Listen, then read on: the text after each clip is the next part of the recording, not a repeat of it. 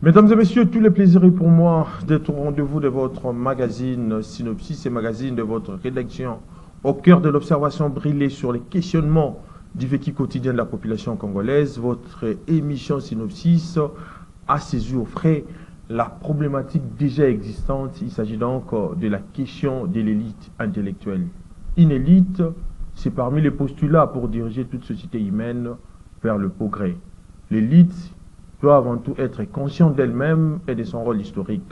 Mais par rapport à tout l'ensemble de la société, elle doit être plus consciente, c'est-à-dire elle doit voir la société une vie globale ou une certaine vision qui implique en elle des idées et des actes dynamiques sur ce qui touche à la société et à la vie en groupe.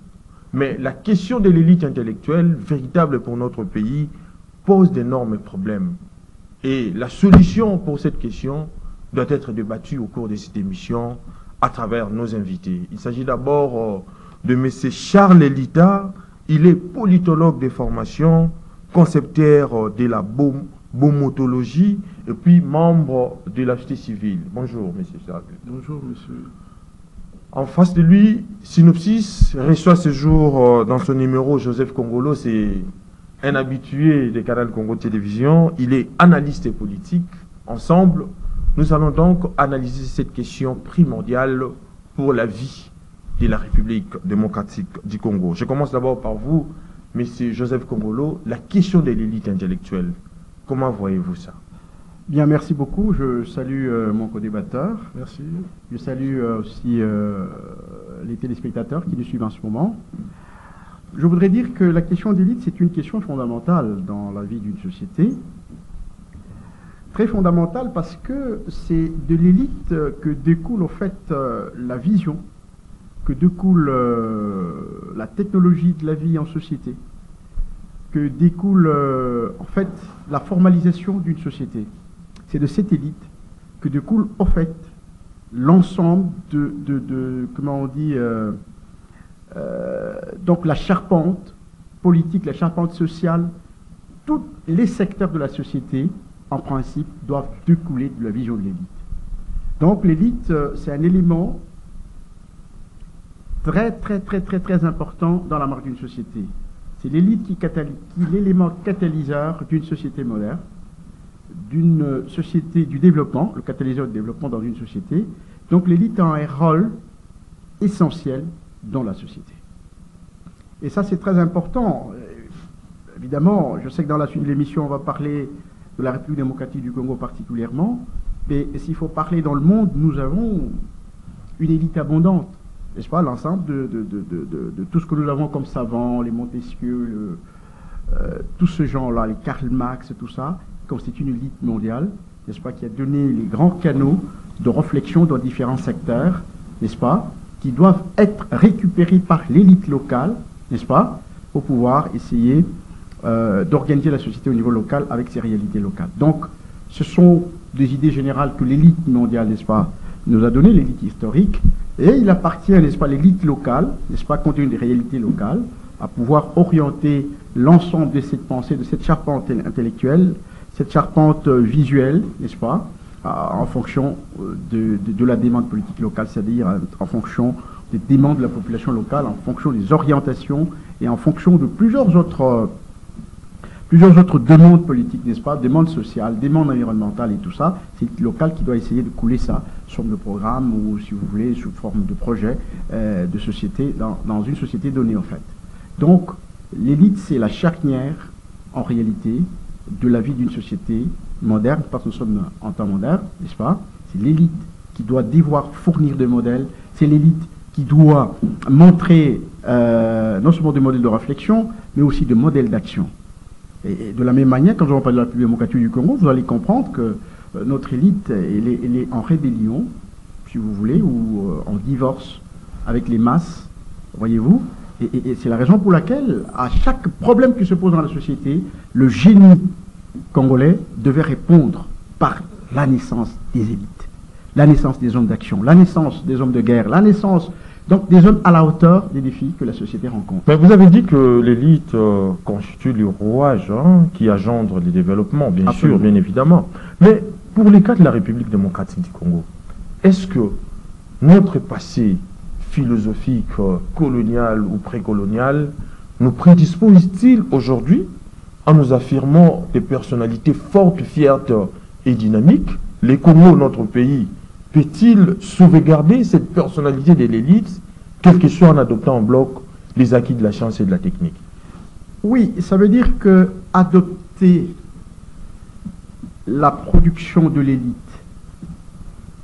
ce n'est pas seulement l'affaire du troupeau, je m'excuse d'utiliser le terme, parce que le troupeau, c'est comme le berger. Oui. Non, attention, oui, effectivement, l'élite, c'est comme un berger, et que les foules, les masses, constituent en quelque sorte le troupeau. Voyez-vous? Et dans cette matière très particulièrement, on ne peut pas seulement pondre des idées, mais on doit pondre aussi des moyens pour arriver à mettre ces idées en pratique. Ça fait partie aussi de l'élite. Comme j'ai toujours dit il faut étager les élites. N'est-ce pas? Il y a l'élite visuelle qui donne de la vision, et il y a des élites intermédiaires et sectorielles qui doivent prendre cette vision et couler sous forme de loi, sous forme de pratique, sous forme de praxis en réalité. Voyez-vous? Ce sont les élites secondaires. Parce qu'entre l'élite, c'est ce que je voulais dire, entre l'élite, n'est-ce pas, et la masse, les masses, oui, il y a un grand vide. Ce qui fait que l'élite ne trouve pas son écho dans la population.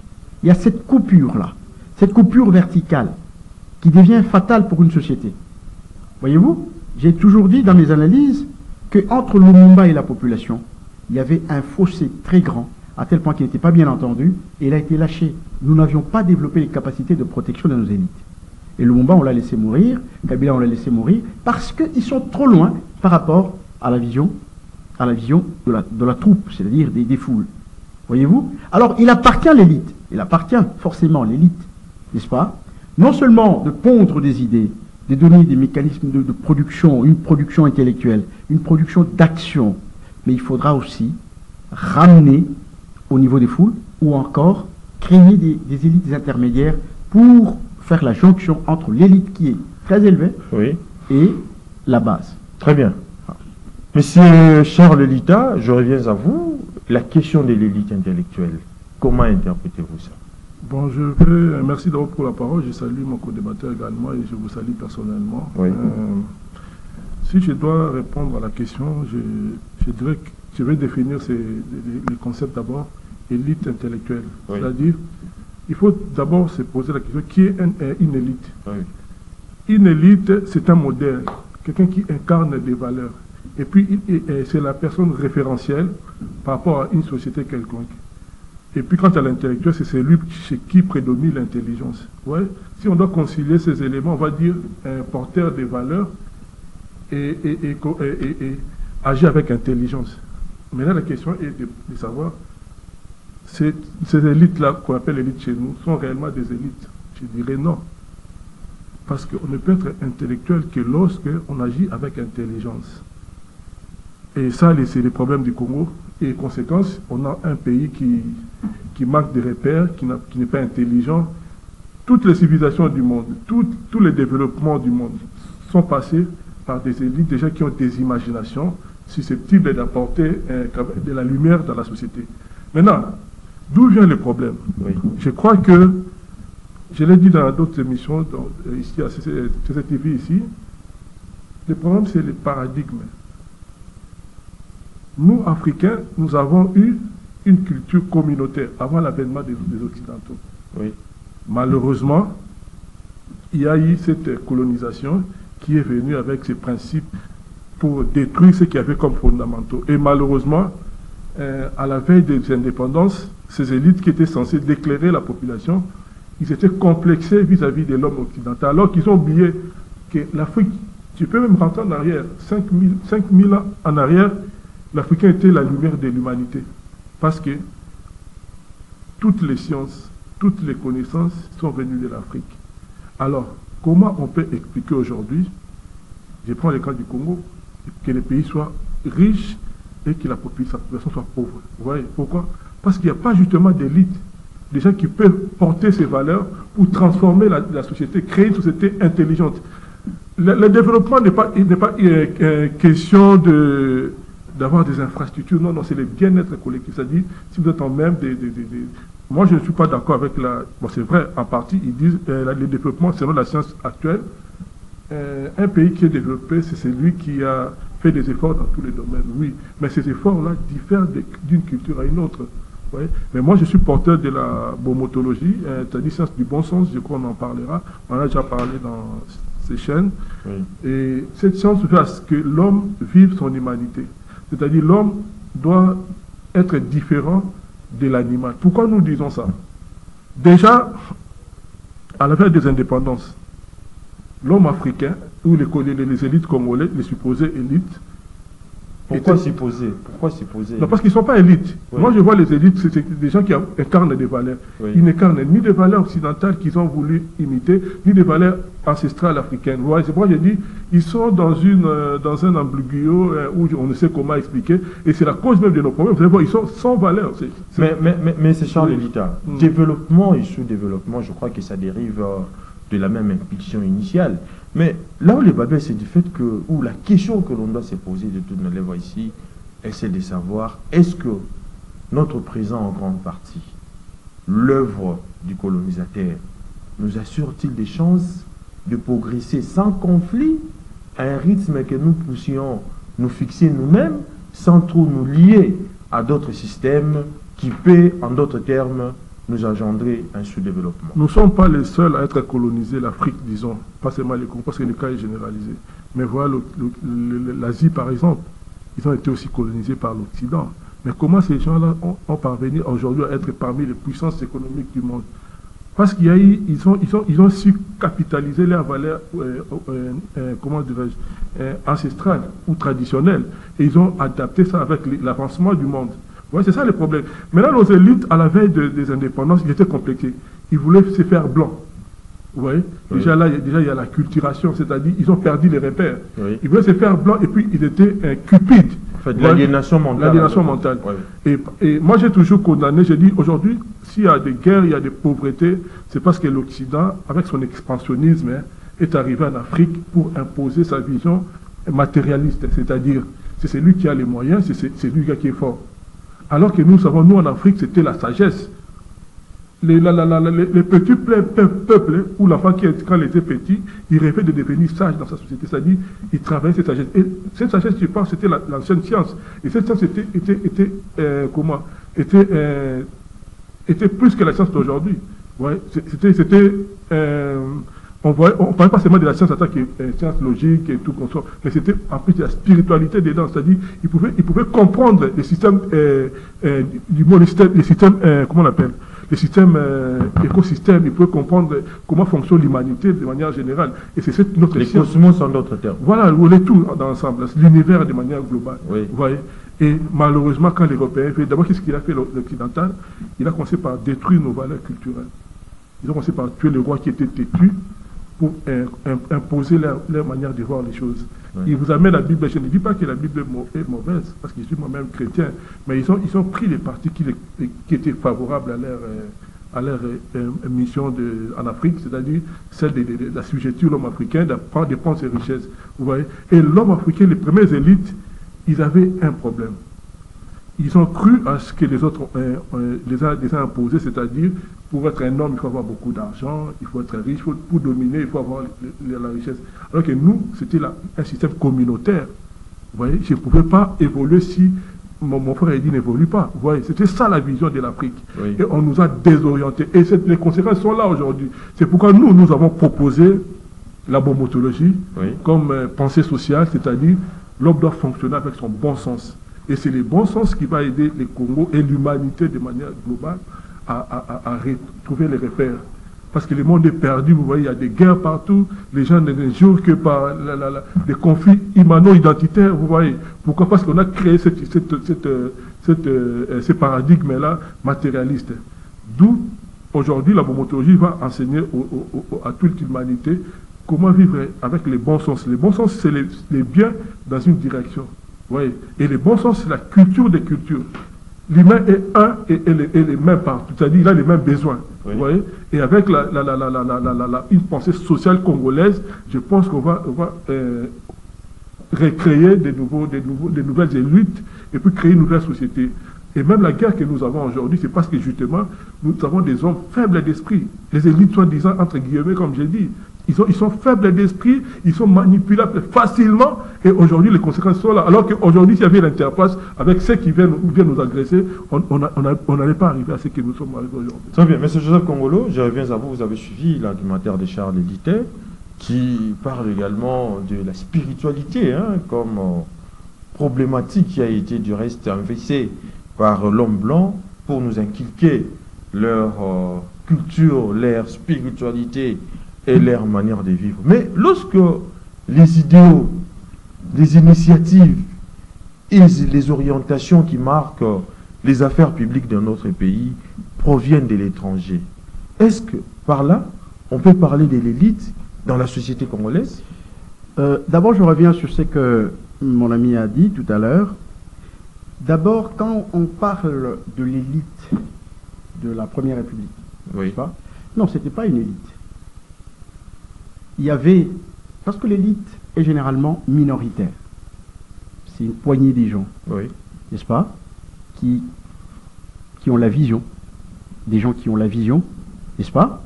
Or, toute cette élite dont on parle dans l'histoire politique du Congo ne sont pas des élites. D'accord? Mais il s'est dégagé des gens que nous pouvons qualifier comme l'élite politique. Une crème. Oui. Personne, en fait. Vous avez le Lumumba, vous avez Kasavubu, et vous avez quelques individus. Mais tous les autres n'étaient pas des élites. C'est pas parce qu'on avait une carte de... Comment on appelait ça? Carte pour être comme un blanc, là. Oui. Et numéro matricule, la carte là, qu'on est élite. Non, ce n'était pas des élites. Des élites, ce sont des gens qui produisent. Oui, des évolués. Non, ce n'était pas des évolués qui étaient des élites. Il faut faire très attention. Par contre, une élite produit des modèles d'action, n'est-ce pas, et des modèles de vision. Ce n'était pas le cas avec cette élite-là. Voyez-vous? C'était faussement qu'on appelait cela une élite, en réalité. Ou c'était par défaut qu'on appelait ça une élite. Mais si Attention. Si l'élite de la Deuxième République, comme vous le dites là, n'était pas des élites, mais non, je ne parle de la Première République. Je parle de la Première République. Ouais, les gens qui étaient évolués, ça n'avait rien à voir avec une élite. Oui. Il a tout simplement copié le modèle de vie occidental et on a vu qu'il était assidu, il était docile. On lui a donné une carte. Il ne devient pas une élite en fait, en réalité. Oui. N'est-ce pas? Il n'est pas une élite. Alors nous, on appelle ça des élites. Non, c'était pas des élites, c'était des évolués, des gens à qui on a donné juste une récompense d'avoir bien copié la vie occidentale. Mais il y a une certaine opinion qui estime que Lumumba n'était pas aussi élite. Attention, non. Mais alors quel est le rôle d'une élite? L'élite produit des modèles d'action, des modèles de réflexion. Voilà une élite. L'élite répond à la demande sociale de la population. C'est ça une élite. Résoudre les problèmes qui se posent dans la société. C'est ça une élite. C'est pourquoi je vous dis que les évolués n'étaient pas des élites. Ils n'ont répondu à aucune demande sociale, ils n'ont répondu à aucun besoin de la société, contrairement à Lumumba qui a répondu par ses actions, sa production politique, a démontré effectivement qu'il portait la demande politique de la société, c'est de la décolonisation. Voyez-vous? C'est pourquoi j'ai dit, tout l'ensemble des évolués, c'était pas tout le monde n'était pas des élites. Deuxième chose, d'après toujours ce que mon ami vient de dire tout à l'heure, ceux qui dirigent ne sont pas toujours des élites. Les porteurs du pouvoir ne sont pas toujours des élites. C'est vrai, parmi eux, il peut y avoir des élites, mais ils prennent les idées des élites, n'est-ce pas? Ils les mettent en action. Ce sont des diplômés d'université, tout ça. Un diplômé d'université n'est pas forcément une élite. Oui, oui. Ok? C'est-à-dire qu'ils prennent les idées des visionnaires, des élites qui existent dans différents secteurs. Mais par là. Et ils reproduisent. Par là. Oui. Quelle qualité qu'on peut conférer à une élite? Mais justement, c'est ce que je viens de dire tout à l'heure. Oui. C'est le producteur des modèles. Ok? Le modèle, il peut être théorique, mais du moment que quelqu'un s'en accapare, il met ce modèle en pratique, eh bien, c'est cette élite qui a pondu ce modèle. Voyez-vous? C'est pourquoi je vous ai parlé de ce qu'on appelle le leadership secondaire. Voyez-vous? Ce sont des technocrates, au fait, qui sont capables de prendre des visions des élites, n'est-ce pas? Et les couler sous forme de projets, de programmes, ainsi de suite. Ils les appliquent. Il faut avoir une intelligence pour le faire. Ce n'est pas du tout facile. Ce n'est pas du tout facile. Il faut avoir une intelligence pour le faire. Voyez-vous? Ça, c'est un élément. Deuxièmement, mon co-débatteur a parlé, le nom, rappelez-moi. Charles Elite. Charles, c'est le nom de mon père. Charles parle d'une société intelligente. Non, c'est l'élite qui formate la société. Oui. C'est l'élite qui formate la société. Ce n'est pas la société qui formate l'élite. Quand la société Non, ce n'est pas la société qui formate l'élite, mais par contre, les problèmes, les difficultés qui surgissent dans la société peuvent être résolus, peuvent émerger l'élite. Wow. Voyez-vous? C'est-à-dire, nous sommes en guerre aujourd'hui, nous sommes en guerre contre le Rwanda, mais c'est une occasion, cette difficulté, n'est-ce pas? C'est une occasion pour qu'il y ait émergence d'une élite, des hommes de guerre. Voyez-vous? Regardez Rawlings, c'est ce qu'il a fait au Ghana. Voyez-vous? Donc il y a des gens comme ça, quand il y a guerre, ils émergent de la société pour mettre fin à la guerre. Il a résolu un problème social. Il devient élite. Voyez-vous? Donc ce n'est pas tout le monde qui peut s'appeler. On peut être général sans être élite. Voyez-vous? On peut être président de la République sans être élite. D'ailleurs, nous l'avons vu, prenons le grand pays comme les États-Unis, vous avez d'autres présidents qui sont passés là-bas, mais des gens, rien, nuls, n'est-ce pas? Ils n'étaient pas du tout des élites. Donc ça, c'est très important. Donc c'est l'élite, les idées des élites, n'est-ce pas? Plus les hommes d'action, c'est-à-dire les gens capables de transformer les idées en action, ceux-là qui peuvent faire d'une société émergente, n'est-ce pas? Une société intelligente, comme il l'appelait. Mais le contraire est impossible. Mais en fait, les cas de la République démocratique du Congo aujourd'hui, où on assiste à une floraison des comportements, à une floraison des mégestions, les détournements des deniers publics, la corruption qui bat son plein. Faudra-t-il faire d'abord, je dirais, la remise en question de toutes nos données et traditions, soit récits en héritage par nos ancêtres, ou soit réussi en héritage par le blanc, enfin de capitaliser ou de remettre tout en question. Tu as bien posé le problème. D'où vient l'élite? Parce que l'élite n'est pas toujours permanente. Oui. Ok? L'élite, j'ai dit qu'elle surgit de l'ensemble des difficultés que la population connaît. Elle fournit des réponses. Ok? Alors, ce que vous avez dit, l'autopsie sévère de la situation. Oui. Ce n'est pas donné à tout le monde. Nous ne pouvons pas tous nous mettre à réfléchir sur nos origines, sur notre développement, notre marche. Non. C'est une poignée de gens qui va s'interroger, qui va prendre la responsabilité, n'est-ce pas, du problème qui surgit dans une société. Et qui sera méthodique.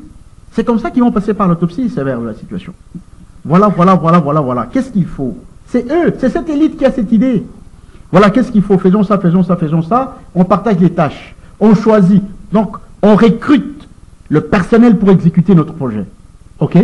Et quand on résout ce problème, là, on peut être élevé au rang d'élite. Vous comprenez? Vous avez résolu un problème social. Oui. Vous avez répondu à une demande sociale. En ce moment-là, c'est la population qui va faire de vous l'élite. Vous savez que même le héros, quand Mobutu a pris le pouvoir, il n'avait jamais proclamé Lumumba comme héros. C'est après. Pourquoi? Parce que le monde entier a reconnu. Ah, voilà un autre élément. Quelqu'un, une élite, n'est pas nommée.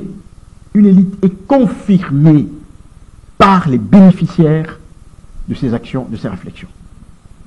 Voyez-vous? Donc c'est un peu ça. Donc ce travail d'autopsie, ce travail d'analyse, ce travail d'arpenter les moyens pour résoudre un problème social, un problème mondial, voyez-vous? C'est ça le travail de l'élite. Et quand il le fait, et qu'il aille jusqu'au bout, jusqu'à produire du résultat, en ce moment-là, il est élevé par la société d'abord. Et puis après, on va confirmer son élévation. Parce que l'élite, on ne peut pas nommer. Mais cher Lolita, je reviens à vous. En ce qui concerne l'Afrique, soit la République démocratique du Congo, vous ne voyez pas qu'il n'est pas dit que aujourd'hui, les idées dynamiques ne doivent pas porter les sceaux de l'originalité. Il suffit qu'ils soient repensés, assimilés, et prendre le modèle de l'Occident pour en faire notre pratique. Mais malheureusement, pensez-vous qu'on le fait dans les bons sens? Bon, comme je dis, nous sommes déjà dans un mauvais paradigme où la course est au matériel, c'est-à-dire tous on court vers les matériels. Oui. Ouais, toutes les actions, même supposées, les intellectuels, entre guillemets, tournent toujours autour. Quand ils parlent des stratégies, c'est des stratégies pour remplir les postes, c'est-à-dire l'approche, pardon. C'est-à-dire, nous, en Bomotoji, on qualifie la tradition africaine aujourd'hui, la typologie des hommes africains aujourd'hui, des traditionnels, c'est-à-dire des gens qui sont restés dans l'histoire. C'est-à-dire, le monde a évolué, mais ces derniers ne veulent pas évoluer. Vous voyez. Même qu'il a parlé des élites, moi je pense, si nous avons une pensée sociale, comme on a vu la Chine aujourd'hui, est fondée sur 3 philosophies, je crois. Il y a le confucianisme. Il y avait Confucius. Il y a le bouddhisme, et puis, l'autre philosophie, ça va venir. Je crois que c'est la pensée qui doit asseoir une société. Par exemple, chez les Occidentaux, ils ont ce qu'on appelle le rationalisme. C'est-à-dire, ils créent leur société sur la rationalité. C'est-à-dire, ils disent, voilà, nous, en tant qu'Occidentaux, nous devons dominer le monde. Un enfant européen, on lui dit, il est fait pour dominer. Vous voyez? On le prépare dès les batailles, il dit, nous sommes les maîtres du monde. Vous voyez? Et cet enfant va grandir comme ça. Malheureusement, comme on dit, le rationalisme, c'est fondé sur le respect des principes. Alors que le bon sens, c'est autre chose. C'est la sagesse. Vous voyez? Le bon usage et le bon usage de l'intelligence. Vous voyez? Et c'est ça le problème. L'Afrique a un problème de repères. On peut tout dire aujourd'hui, je vous dis aujourd'hui. On peut parler des élites. D'ailleurs, moi je pense qu'il faut créer les élites. Parce que le Congo, c'était comme un continent. C'est-à-dire, nous sommes dans un système de la décentralisation, mais qui est proche du fédéralisme. À principe, on devait avoir dans chaque coin des élites, c'est-à-dire des gens qui vont, parce qu'on dit décentralisation, dit sous-entend l'autonomie. Et dans chaque territoire, on devait avoir des élites qui vont donner la pulsion, parce que quand on dit l'autonomie, suppose une intelligence propre à ces coins-là. Ne vous en faites pas. Chaque société, il y a toujours des gens, inspirés. Ça, c'est un principe naturel. Lorsqu'il y a des problèmes, je sais pas, je suis croyant, j'ai dit, Dieu a toujours créé des personnes réponses, c'est-à-dire qui sont susceptibles de répondre à ces questions-là. Mais malheureusement, regarde la situation du Congo aujourd'hui. Vous avez vu combien sont partis aux rébellions, à la rébellion aujourd'hui, vous avez vu. Une rébellion qui a pour définition les pays étrangers agressent les Congolais. Et les Congolais vont dans cette rébellion. Vous voyez? Et ces gens dont je parle aujourd'hui sont des licenciés qui ont fait preuve à l'université. Vous voyez? Nous avons un problème sérieux. Je reviens à dire ici, nous devons créer ou construire une pensée sociale. On peut beau parler aujourd'hui, on peut beau argumenter, mais le seul problème, on n'a pas une vision dans ces pays, une vision globale. C'est-à-dire, les Congolais, comment d'abord voir les Congolais, comment ils voient le monde? Comment ils voient le monde des Congolais simples? Les Congolais, c'est lui qui est censé diriger les Congos. Il voit le monde comment? Il est égoïste.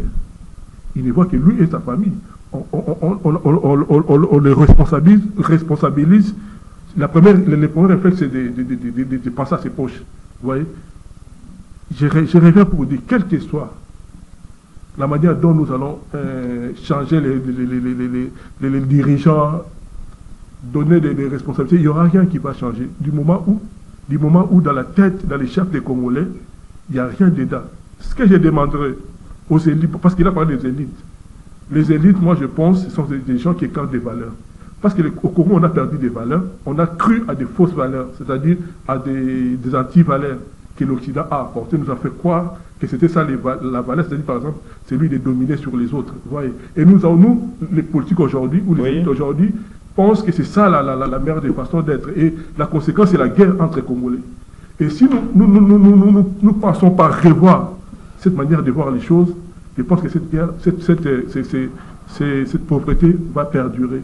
Il n'y aura pas de sortie, il n'y aura pas d'issue. Il est grand temps que les vraies élites, ou les gens qui comprennent, cherchent les intelligences dans notre pays, les intelligences sur place, cherchent parce qu'ailleurs, qu'est-ce qui se passe? On met les moyens avec les recherches. Vous voyez? Une fois il y a une idée, on recourt à cette idée-là, on met les moyens pour que cette idée puisse venir en aide à la société. Mais ici, chez nous, les gens qui sont intelligents, ce sont les personnes les plus étouffées. On minimise les intelligences. Mais lorsqu'il y a un problème, on recourt au consulting international. Mais est-ce que réellement, nous pensons un Congo meilleur de demain? Soit on est ignorant, si on est ignorant, ces genres d'émissions sont là pour justement sensibiliser, orienter j'ai parlé des gestionnaires du pays. Qu'on le fait ou non, ce sont eux.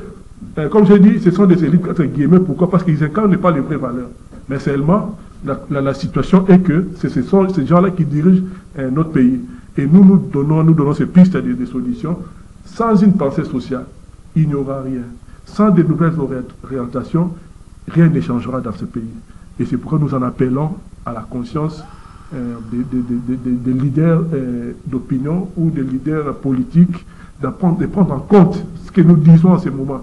Ce pays est mal aimé. Bon, pour chuter, le pays est victime des complots internationaux. C'est-à-dire, les gens sont là pour déstabiliser les Congos et malheureusement ils les font avec les Congolais. Et le seul moyen de changer ces Congolais, c'est de créer une vision collective. Et nous avons mené une proposition, la bomotologie, pour essayer donc c'est une sorte de prise de conscience. Exactement, oui. On doit changer. Nous sommes conditionnés aujourd'hui parce qu'il a été appris aux Congolais. Mais nous voulons refonder cet homme-là congolais pour que demain les Congolais voient des choses différemment. Mais c'est Joseph Congolo, puisque nous acheminons déjà... Oui, attends, je vous relance d'abord, parce que nous sommes déjà arrivés pratiquement à la fin. Je vous accorde 2 minutes pour intervenir. Vous avez suivi, bien évidemment, son argumentaire. Je crois que vous allez également répliquer. Mais il a abordé un point, que l'Afrique a un problème de repères aujourd'hui. Donc l'Afrique, en général, la République démocratique du Congo en particulier. Faudrait-il admettre qu'avec ces problèmes de repères, l'Afrique va à la volo, c'est-à-dire à la disparition? Je crois qu'on est à 2 niveaux différents du débat. Oui. Tout ce que mon ami a développé tout à l'heure, je crois que ce sont les problèmes qui doivent donner naissance à l'élite. Ces problèmes existent dans tous les pays du monde. Mais l'élite surgit des difficultés que la société rencontre. Elle surgit pour apporter la solution. Voyez-vous? Donc l'élite, c'est une personne accomplie. Il a travaillé, il donne un modèle. Voyez-vous? C'est ça l'élite. Ce n'est pas celui qui se recherche dans la gestion du pays, de ceci. Non. Lui produit des modèles. Il produit des modèles d'action, des modèles de réflexion, des manières de faire et de faire faire. C'est ça le travail de l'élite. Il vous le produit, ça peut être d'une manière théorique. Parce que lui, c'est le porteur de la pensée. Il est créé dans une société. Voyez-vous? Justement, c'est ce que je dis. C'est la société qui crée les élites. Par rapport à ses valeurs, à ses repères. On ne peut pas naître... Non. Pas par rapport à ses valeurs. Oui. L'élite naît des problèmes qui surgissent dans la société. Et lui qui étudie la société, il trouve des voies en fonction de tous ces éléments. Dans sa réflexion, il va prendre en compte tous ces éléments. Voyez-vous? Parce que quand il trouve une solution qui doit être conforme, convenable à la situation et dans la société donnée. Et il va tenir compte de toutes ces choses-là. Donc il est déjà accompli. Il a vu le comportement des gens, il a vu le défaut dans la gestion, il a vu ceci, il a vu cela. Il produit un modèle pour résoudre ce problème. Prenons les cas. Donc c'est un élément. Attendez, je termine un autre élément qu'il a donné. Oui. Il faut dire qu'ici, chez nous, nous avons une élite intellectuelle. Toute la situation que nous vivons en République démocratique du Congo. Mais lui ne partage pas ces Il y a une élite qui a donné des modèles et de réflexion et d'action. Comme qui, dans les livres. Vous avez lu le livre de Mabika Kalanda, La remise en question, base de la décolonisation mondiale. Ok, vous l'avez lu? Oui. Tous les modèles sont là. Non. Tout le modèle de société est là. Lisez le livre de Les Congolais sont de qui le livre ne suffit pas. Il faut mener des actions. Ils sont médiocres. La République des inconscients. La République des inconscients. Oui. Ce sont des modèles de réflexion. Il vous dit ce que vous avez de mal et il propose ce qu'il faut faire. Et ce sont des choses valables. Et beaucoup de professeurs ont écrit. Beaucoup de praticiens aussi ont écrit. Est-ce que ces modèles sont intégrés dans la société? Le problème, c'est le problème d'appropriation par la société. C'est ça le problème. C'est pourquoi je vous ai parlé de la coupure verticale. C'est-à-dire que l'élite est très élevée et qu'entre les deux élites, entre l'élite et la base, il n'y a pas des élites intermédiaires. Il n'y a pas, n'est-ce pas, les leaderships intermédiaires. Ça, je lui dis. Parce que la société, la sortie de la crise de cette société, elle n'est pas en dehors de ce que les Congolais ont produit. Voyez-vous? C'est pas en dehors. C'est que tout ce que nous disons ici, c'est quelque part, ça existe quelque part comme dans des réflexions complètes pour trouver des solutions à la plus démocratique du Congo. Voyez-vous? Mais l'élite a écrit. Le problème, c'est que, écoutez, la faiblesse de cette élite, c'est de ne pas favoriser l'appropriation. Quand la société ne respecte pas son élite, quand la société ne s'approprie pas des idées de l'élite, ça veut dire qu'il y a une coupure. Et que cette élite manque une qualité. Mais c'est Joseph Kongolo, en termes de gestion, aujourd'hui, les vertus républicaines sont mises à rude preuve avec un reflet des constats de corruption, des détournements, je dirais même endémiques. Nous rendons aujourd'hui spectateurs de l'essoufflement de la vie publique aujourd'hui. Et les peuples sont aujourd'hui impatients face à ça. Et le problème se trouve au niveau de l'élite. Est-ce qu'il par là, on va parler d'une élite? Non. Parce que ce sont des modèles de la société. Mais ce sont des gens qui doivent porter des solutions, comme vous l'avez dit. Je vous ai dit que l'élite n'est pas forcément aux commandes des institutions. Pas forcément aux commandes des institutions. L'élite vous donne des modèles d'action, de réflexion. Voyez-vous? C'est ça le travail de l'élite. Maintenant, les leaders qui viennent, ils doivent appréhender, ils doivent pour appliquer. Toutes les théories que nous avons ici, c'est pas Karl Marx dirigé. Vous avez vu Karl Marx diriger où? Aucune part. Aucune part. La plupart des savants, la plupart des modèles de réflexion, de vie en société, ils n'ont jamais pratiqué ça. Ils ont donné des modèles. Et maintenant, c'est aux leaders politiques, leaders sociaux, leaders dans chaque secteur, de prendre ça et de mettre ça en musique. C'est ça. L'élite n'est pas à ce niveau, au niveau de l'exécution. Nous ne pouvons pas juger l'élite à ce niveau-là. Mais c'est de la production des modèles d'action. Mais c'est Joseph, on l'estime que, je termine par vous, hein, il estime qu'on ne peut pas juger l'élite, je dirais, en termes de gestion, en fait. Ah, bien sûr. Oui.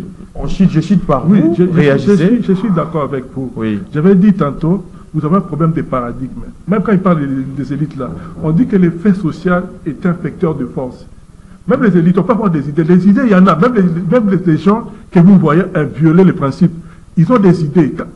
Leurs actions, avant même d'accéder aux affaires, ou quand ils écrivent leurs œuvres scientifiques, ils ont des bonnes idées. Mais le problème est qu'il faut trouver des idées qui soient en même. Et on appelle ça les vecteurs de force. On appelle ça les idées forces. Les vraies élites qu'on attend, c'est ceux qui apportent des idées forces.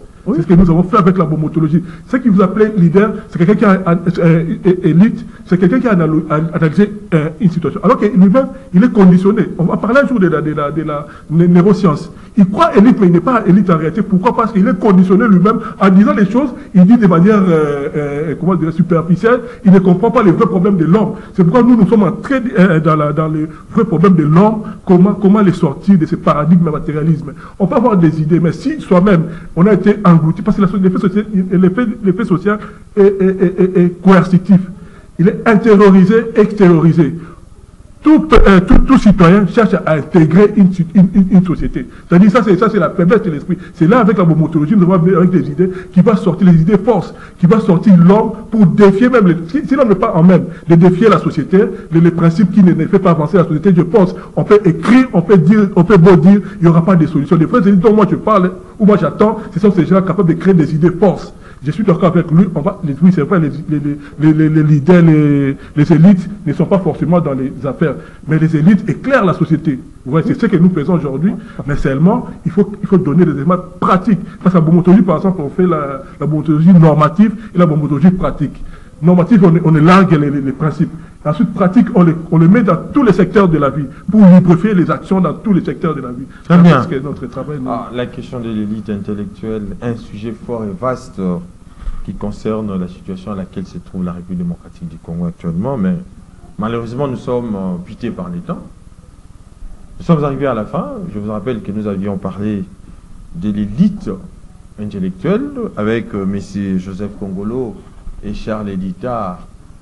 Et cette question fondamentale consiste donc à prendre d'autres mesures, remettre en question certaines données de nos traditions, enfin d'ouvrir à notre avenir d'autres perspectives. Mais dans ce genre de questions, la passion négative n'est pas de mise.